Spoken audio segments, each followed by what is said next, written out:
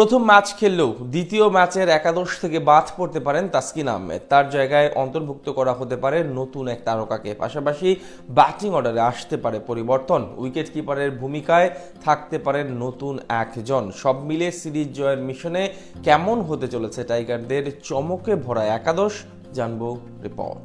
সর্বশেষ 3 সিরিজ ধরে জয়হীন বাংলাদেশ। বছরের শুরুর ভাগে স্বাগতিক ক্যারিবীয়দের বিপক্ষে পরাজয়, এরপর মাঝে শ্রীলঙ্কা ও আফগানিস্তানের বিপক্ষে লজ্জাজনক সিরিজ পরাজয়। এমন পরিণতিতে সামনের ওয়ানডে বিশ্বকাপে সরাসরি খেলতে পারবে কিনা তা নিয়েও আছে যথেষ্ট সন্দেহ। এমন পরিস্থিতি থেকে উত্তরণের জন্য এবার অবশ্য বড় সুযোগ হতে পারে আগামী ম্যাচ। মিরপুর শেরেবাংলা ক্রিকেট স্টেডিয়ামে মঙ্গলবার সেই সিরিজ জয়ের মিশন পূরণ করতে মাঠে নামবে সফরকারী ওয়েস্ট ইন্ডিজের বিপক্ষে। যে ম্যাচ নিয়ে এখন ভীষণ serious head coach Phil Simmons. নিজ দেশকে হারাতে এবার মহা পরিকল্পনা সাজাচ্ছেন তিনি। সেখানে একাদশে আনতে পারেন একাধিক পরিবর্তন। প্রথম ম্যাচে ব্যাটারদের কাছ থেকে এসেছিল অতিরিক্ত ডট বল, যেটি বাড়িয়েছে সমালোচনা করার সুযোগ। তবে বরাবরের মতো এই ম্যাচেও বোলাররা নিজেদের কাজটুকু শতভাগ করে দিয়েছিলেন। তবুও সিরিজের দ্বিতীয় ম্যাচে অর্থাৎ সিরিজ জয়ের লড়াইয়ে আসতে পারে পরিবর্তন।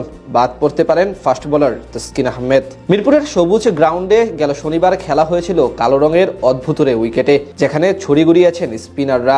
সেই কথা মাথায় রেখেই স্কোয়াডে হুট করে পরিবর্তন এনেছেন টিম ম্যানেজমেন্ট। মাঝপথে যুক্ত করা হয়েছে বাহাতি স্পিনার নাসুম আহমেদকে।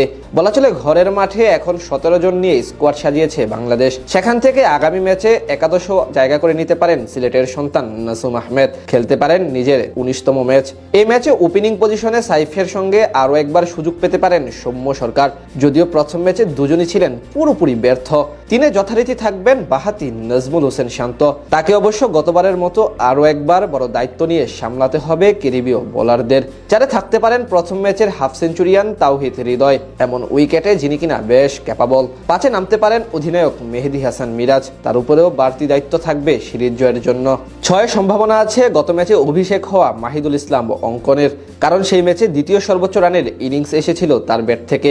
তবে টানা সুযোগ পেয়ে নষ্ট করার পর এই ম্যাচে বাদ পড়তে পারেন নুরুল হাসান সোহান। তার পরিবর্তে ফেরানো হতে পারে জাকের আলী অনিককে, যদিও জাকের আলীও নেই নিজের চেনা ছন্দে। স্পিন ডিপার্টমেন্টে অধিনায়ক মেহেদী হাসান মিরাজের সঙ্গে যথারীতি থাকতে পারেন শেষ ম্যাচে 6 উইকেট নেওয়া লেগ স্পিনার রিশাদ হোসেন ও বাহাতি তানভীর ইসলাম। এই 3 জনের সঙ্গে যুক্ত হতে পারেন নাসুম আহমেদ, কারণ মিরপুরের পিচে দ্বিতীয় ম্যাচেও থাকবে পুরোপুরি স্পুন বান্ধব। সেক্ষেত্রে বাদ যেতে পারেন তাসকিন আহমেদ। তবে বহাল থাকতে পারেন কাটার মাস্টার মুস্তাফিজুর রহমান। শেষ ম্যাচে 2 উইকেট নেওয়া এই বোলার অবশ্য থাকবেন সকলের নজরে, কারণ সিরিজ জিততে হলে বল হাতে তাকেই রাখতে হবে মুখ্য ভূমিকা।